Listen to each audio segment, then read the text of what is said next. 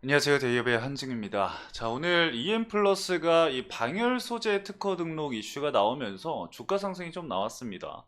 종가 기준으로는 한 8% 정도 상승이 나오면서 마감을 해준 모습을 보여줬는데, 일단 우리가 봐야 될 중요한 내용은 이겁니다. 결국에 이 EM 플러스가 이 방열 소재 특허 등록 관련해서 얼마나 이 주가에 반영이 될 것인지, 그리고 과거에 이 하락 추세가 이어졌었던 이유는 무엇인지, 주가 상승이 강하게 나오지 못하고 있는 이유는 무엇인지, 그러한 부분에 대해서 백데이터를 가지고 오늘 여러분들에게 말씀을 드려볼 거니까요. 함께 보시면 좋을 것 같겠습니다. 자, 일단 이슈를 좀 체크를 해볼 건데, 우리 주주분들 이미 해당 내용 다 보셨을 거라고 생각을 합니다. 그래도 일단 저랑 함께 보시면서 어떤 내용이 있었는지, 어떤 내용을 우리가 좀 중점적으로 봐야 하는지, 그런 부분들 보고, 그리고 차트 보면서 왜 이런 하락 추세가 이어졌는지, 그러한 부분들 함께 좀 말씀을 드리도록 하겠습니다. 자, 일단 기사 내용을 좀 살펴보면은 EM 플러스의 2차전지 방열 소재 특허 등록, 이 진입 장벽 구축과 성장 가속화를 진행을 하겠다라는 내용입니다.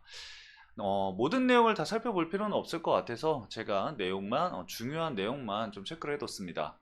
열 전도성 방열 시트와 그리고 그 제조 방법에 대한 특허 등록에 성공을 했다고 30일 날 밝혔고, 이번 특허는 전자기기에서 발생하는 열을 효과적으로 관리할 수 있는 방열 소재에 대한 것이다 라는 내용입니다.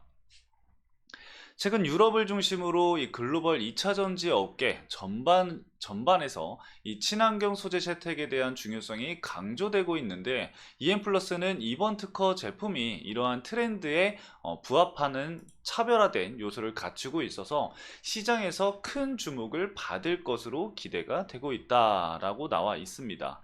근데 일단은 우리가 여기서 하나 좀 주목을 해봐야 될 부분이 뭐냐면은 24년도 4월 달에 EM 플러스가 방열 소재 관련해서 부각을 받았었던 이슈가 있었습니다.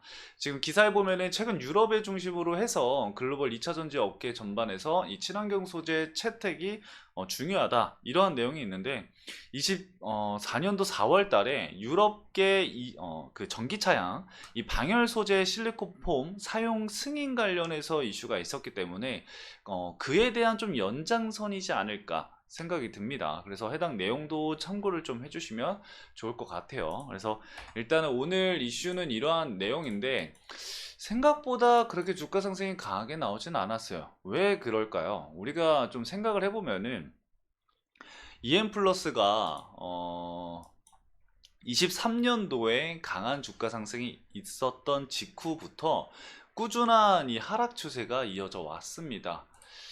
차트를 좀 보면은 어, 장기 평선인 이 121선을 돌파하지 못하는 흐름을 계속해서 보여줬었는데, 그럼 우리가 생각해 볼 수 있는 부분은 간단합니다. 어떤 부분이냐면은 확실한 추세 전환이 나올 수 있는 구간이 어디인지를 좀 살펴봐야 하는데, 그 구간을 보면 우리는 121선을 돌파하는 시점이지 않을까 라고 생각을 해볼 수가 있어요. 그러면은 이 121선까지 올라가는 이 시기까지 걸리는 기간과 그리고 흐름들을 좀 살펴봐야 되는데, 지금 보면은 과거에 이미 매물대가 두텁게 형성이 되어 있는 구간들이 있습니다. 결국에는 뭐죠? 악성 물량이죠. 이 악성 물량들이 존재하기 때문에 주가 상승이 일부 나온다고 하더라도 기존에 물려 있었던 물량들에 대해서 차익 실현 물량이라던가 아니면은 뭐 손절매라던가 이런 매도 물량이 좀 출회가 되면서 하방 압력이 좀 가해지게 되겠죠. 예, 주가가 상승하려고 하는 힘보다 위에서 찍어 누르는 힘이 더 강하다 보니까 주가 상승이 그렇게 강하게 나올 수가 없었던 겁니다. 근데 그리고 우리가 또 하나를 볼 수 있는 게 뭐냐면은 거래량이에요.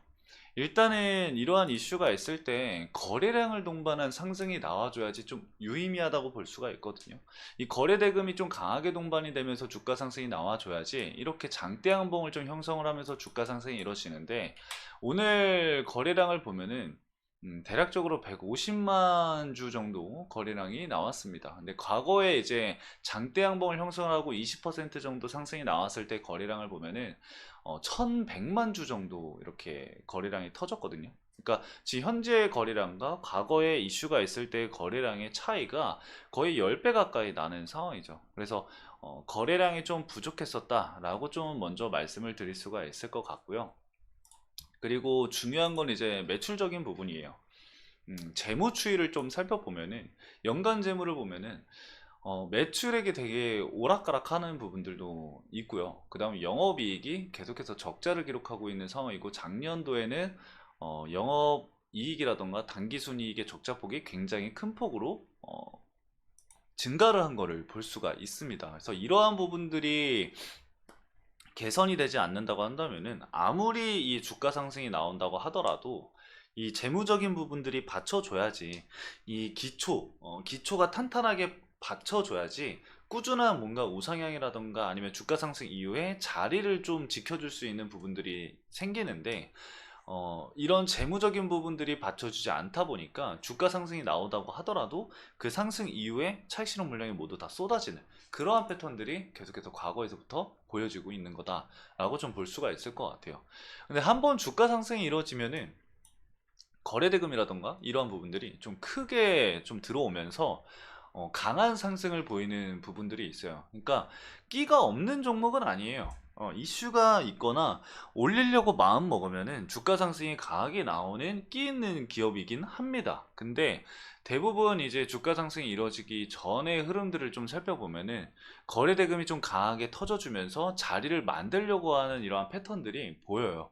근데 그러한 패턴들이 아직까지는 보이지 않고 하락 추세가 이어지고 있는 상황이기 때문에 이러한 전환되는 시점의 패턴을 우리가 알기 위해서는 기존에 있었던 패턴들을 좀 유심히 지켜볼 필요가 있어요. 그러니까 과거의 18년대 주가 상승 이후에 그 다음에 19년도 그 다음에 하락 추세가 이어지는 모습을 보이는데 이러한 구간에서 주가 상승이 일어나는 시점들은 대부분 비슷합니다. 뭐 물론 제가 당연한 거를 얘기한다라고 생각을 하시는 분들이 있을 텐데 종목마다 그 차트의 패턴들이 정말 다르고 이 흐름의 패턴들이 다 다릅니다. 그래서 해당 종목의 패턴을 보면은 장기 평선을 돌파해주는 흐름들, 그리고 거래대금이 들어오는 흐름들, 그리고 이 박스권을 형성을 하면서 자리를 만들었다라는 부분들, 그리고 완만한 상승에서 거래대금이 증가를 하면서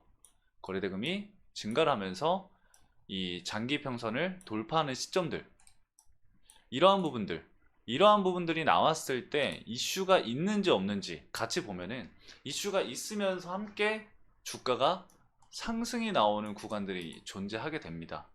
근데 현재 이 EM 플러스를 보면은 그런 모습들이 보여지지 않고 있죠. 자, 그러면은 첫 번째로 제가 말씀을 드렸었던 걸로 돌아가서 생각을 해보면은 121선이 이전부터 계속해서 저항을 받았었던 구간이다 라고 좀 말씀을 드려왔잖아요. 그렇기 때문에 이 EM 플러스가 정말 뭔가 이슈가 생기고 주가 상승이 강하게 나오기 위해서는 이 121선의 돌파 시도가 추가적으로 나와줘야 된다라는 거죠.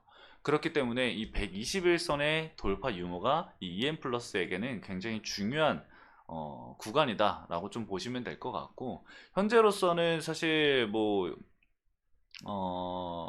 이 방열 시트 관련해서 뭐 특허라던가 이러한 부분들이 이슈가 있었지만 매출적인 부분이 저는 굉장히 중요하다고 생각을 해요. 실제로 저거를 어디에 납품을 하고 있는지, 이 방열 소재 관련해서 납품하고 있는 기업이 어딘지, 그 매출 비중이 얼마나 되는지, 그러한 부분들이 앞으로 중요해질 거라고 생각을 합니다. 그래서 여러분들도 오늘 제가 말씀드렸었던 내용들을 좀 참고하셔서 현명하게 투자 판단을 세우시는데 도움이 되시길 바라면서 오늘 여기까지만 말씀을 드리도록 하겠습니다.